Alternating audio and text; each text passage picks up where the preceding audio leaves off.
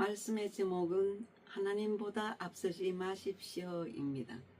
본문 말씀은 요한복음 13장 37절입니다. 지난 시간에 이어 두 번째 시간입니다. 지난 시간에는 주님을 만족시키는 삶이라고 말씀드렸습니다. 그 말씀은 사도행전 1장 8절을 봤습니다. 오직 성령이 너희에게 임하시면 너희가 권능을 받고 예루살렘과 온 유대와 사마리아와 땅끝까지 이르러 내 증인이 되리라고 하시니라고 하신 말씀과 너희는 내 증인이 되리라고 하셨습니다. 이 말씀이 바로 주님을 만족시키는 삶이라고 말씀드립니다. 예수 그리스도를 향한 우리의 충성을 가로막는 것들을 주의하십시오. 주님을 향한 충성을 갈아먹는 가장 위험한 경쟁 상태는 주님을 위한다고 하는 봉사입니다. 이 말씀은 주님께 투정하거나 다른 것과 타협하지 않는 가운데 순수한 동기로 주님께 헌신하는 삶을 의미합니다. 우리는 아무도 알아주지 않는 가장 낮은 자리에서 희생하는 것보다 주를 위한다는 명분으로 사람들에게 보이도록 봉사하는 것을 더 좋아합니다. 하나님의 부르심의 한 가지 목표는 하나님의 만족입니다. 주를 위해 무언가를 하라고 부르신 것이 아닙니다. 우리는 하나님을 위해 싸우라고 보냄을 받은 자가 아니라 단지 하나님이 친히 싸우시는 전쟁에서 도구가 되라고 부름을 받은 자입니다.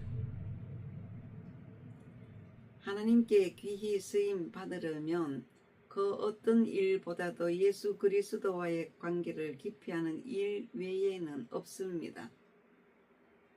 하나님의 동력자로 부름을 받는다는 것은 사람들의 죄성을 드러내고 예수 그리스도를 구세주로 소개하는 것입니다. 하나님의 동력자는 인간적 사랑으로 사람을 기쁘게 하라는 자가 아니라 상대의 영혼을 복음으로 수술하려는 자여야 합니다. 하나님께서 우리를 저 깊은 곳까지 꿰뚫어 보시는 것처럼 우리도 사람들을 깊게 꿰뚫어 볼 수 있어야 합니다. 그러려면 성경에 깊은 조예가 있어야 합니다. 개인적으로 어려움이 생기면 하나님을 비난하려는 위험에 처하게 됩니다. 그러나 언제나 잘못은 우리에게 있는 것이고 하나님께는 없습니다. 말씀드렸지만 개인적인 어려움이 생기면 왜 하나님은 나에게 이렇게 하실까 저렇게 하실까 여러 가지 생각으로 말을 많이 하게 되면서 하나님을 슬프게 하십니다. 바로 그 말씀이죠. 하나님을 비난하려는 마음은 우리 안에 우리가 붙들고 놓지 않는 죄성이 어딘가에 있기 때문입니다. 그것을 놓는 순간 그 즉시 모든 것이 대낮처럼 밝아집니다. 우리가 두 가지 목적은 곧 자신과 하나님을 동시에 섬기려 하면 언제나 공경에 빠집니다. 오직 하나님만 온전히 의지하는 자세를 가져야 합니다. 그러나 성령의 권위를 따르지 않고 자신의 목적을 이루고자 하면 어려움이 찾아옵니다. 그 어려움의 모든 일이 실패로 돌아간다는 뜻입니다. 길게 말씀드리지 않고 간단하게 설명을 해드립니다. 또한 기도한다는 말은 듣기 좋습니다. 기도에 관한 책들을 읽어보면 기도가 얼마나 유익한지를 알려줍니다. 기도할 때 우리 마음이 평강을 누리며 우리 영혼이 높은 곳으로 들려진다고 합니다. 그러나 이사야는 하나님께서 그러한 잘못된 기도의 개념에 놀라시는 것처럼 암시합니다. 경배하는 마음과 병행해야 합니다. 둘 중 하나가 없으면 불가능합니다. 중보기도는 우리 자신을 붙들어 기도의 대상을 향한 그리스도의 마음을 취하는 것입니다. 우리는 너무나 자주 기도 가운데 하나님을 경배하는 마음을 갖기보다 기도 응답이 어떻게 되어야 하는지의 논리를 펴갑니다. 우리는 기도를 통해 하나님을 경배합니까? 하나님과 논쟁합니까? 저는 주께서 이 일을 어떻게 하실지 모르겠습니다. 이렇게 말하는 것은 하나님을 경배하고 있지 않다는 분명한 증거입니다. 하나님을 뵙지 못하면 우리 마음은 강팍해지고 고집이 세워집니다. 자신의 간청들을 하나님의 보좌 앞에 던져두고 우리가 원하는 것을 그분이 하셔야 된다고 명령을 내립니다. 이러한 기도 자세는 하나님을 예배하는 것이 아니고 그리스도의 마음을 가지려고 구하는 것도 아닙니다. 우리가 하나님을 향해 강팍해지면 다른 사람을 향해서도 강팍하게 될 것입니다. 많은 사람들이 기도를 포기하고 하나님을 향해 마음이 강팍해지는 이유는 우리가 기도할 때 감상적인 관심만 가지기 때문입니다. 고집과 자기 주장은 언제나 주님을 밀쳐냅니다. 하나님께서는 우리 자신의 영혼에 대해 상세하게 토로하신다고 말씀드렸습니다. 이 과정은 너무나 느려서 하나님의 목적을 추구하는 사람으로 변화될 때까지 우리의 평생이 걸리기도 합니다.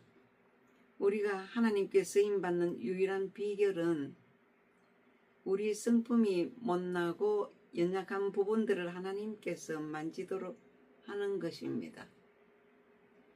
우리는 자신에 대해 얼마나 무지합니까? 다른 사람의 질투와 게으름과 교만을 보면서도 자신의 질투와 게으름과 교만은 깨닫지 못합니다. 예수님께서는 은혜의 역사를 베푸시기 전에 우리 안에 자리 잡은 잘못된 성품들을 보여줍니다. 우리 중 몇 명이나 용기 있게 자신을 들여다보겠습니까? 자신을 이해하고 있다는 헛된 생각을 버리십시오. 이것은 우리가 끝까지 버리지 못하는 생각입니다. 우리를 정확하게 이해하시는 분은 오직 하나님이십니다. 우리의 영적 삶에서 가장 큰 저주는 기만입니다.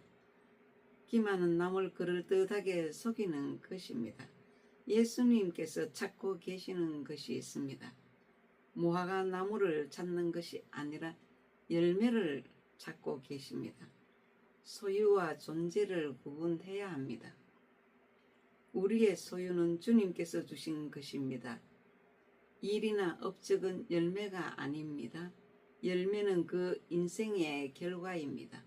열매는 성품입니다. 화평, 사랑, 절제, 기쁨, 충성된 것입니다. 은사를 열매로 착각합니다. 은사에 중복되면 안 됩니다. 열매 맺는 것이 있어야 합니다. 성품이 되어야 합니다. 바로 인간이 되어야 합니다. 하나님의 불꽃 같은 눈앞에서 우리가 어떤 존재인가를 안다면 나는 아무 쓸모없는 사람이다 라는 말조차 못할 것입니다. 누가복음 17장 9절에서 10절입니다. 명한대로 하였다고 종에게 살해하겠느냐? 우리는 무익한 종이라 우리의 하여야 할 일을 한 것뿐이라고 누가는 말했습니다. 이 말씀으로 자신을 되돌아보시기 바랍니다. 그럼 두 번째 믿음의 영적 논리입니다. 마태복음 6장 33절입니다. 너희는 먼저 그의 나라와 그의 의를 구하라. 그리하면 이 모든 것을 너희에게 더하시리라 하셨습니다. 주님께서 하신 이 말씀은 아마 인간의 귀로 들을 수 있는 가장 혁명적인 말씀일 것입니다. 먼저 그의 나라를 구하라. 그러나 우리는 정확하게 반대로 말하곤 합니다. 심지어 가장 영적인 사람들마저도 그러나 내가 살아야 해. 돈이 많아야 해. 옷도 필요하고 먹고 살 것이 필요해 라고 말합니다. 먼저 그 나라가 없지요. 이 속에는 우리의 가장 큰 관심은 하나님의 나라가 아니라 어떻게 하면 내가 사느냐 하는 것입니다. 그러나 예수님께서는 그 순서를 반대로 만드십니다. 먼저 하나님과의 관계를 바르게 하고 그 관계를 유지하는 것을 당신 삶의 최대의 관심사로 삼으라는 것입니다. 다른 것들로 인해 염려에 빠지지 말라고 하십니다. 내일 일을 위하여 염려하지 말라 했습니다. 마태복음 6장 34절입니다. 그러므로 내일 일을 위하여 염려하지 말라. 내일 일은 내일이 염려할 것이요 한날의 괴로움은 그날로 족하니라고 했습니다. 족하니라고 했습니다. 주님의 관점에서는 사람들이 삶의 수단에 대해 염려하는 것은 전혀 이치에 맞지 않습니다. 예수님은 아무것도 생각하지 않는 자가 복이 있다고 말씀하시는 것이 아닙니다. 그러한 사람은 어리석은 자입니다.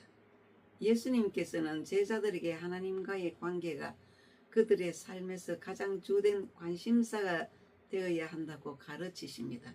하나님과의 관계 외에는 다른 모든 것에 대해 염려하지 않도록 주의하라고 말씀하십니다. 무엇을 먹을까 무엇을 마실까 하는 염려가 너희들의 삶을 주관해서는 안 된다는 것입니다. 오직 하나님께 절대적으로 집중하라입니다. 어떤 사람들은 먹고 마시고 입는 것에 대해 부주의함으로 인해 고생합니다. 그들은 마치 돌봐야 할 것이 아무것도 없는 것 같습니다. 이 땅에서 일들에 대해 부주의합니다. 그러한 경우 하나님께서는 그들에게 책임을 물으실 것입니다. 부주의를 합리화할 수 없습니다. 예수님의 말씀은 삶에 대한 최대 관심에 있어서 하나님과의 관계를 첫째로 두고 다른 모든 것은 그 다음이라는 것입니다. 예수님께서 가르치신 이 말씀이 우리의 삶에 실현될 수 있도록 성령께서 우리 자신을 의탁하는 일은 그리스도의 삶에서 힘든 훈련 중 하나입니다. 말씀 맺겠습니다.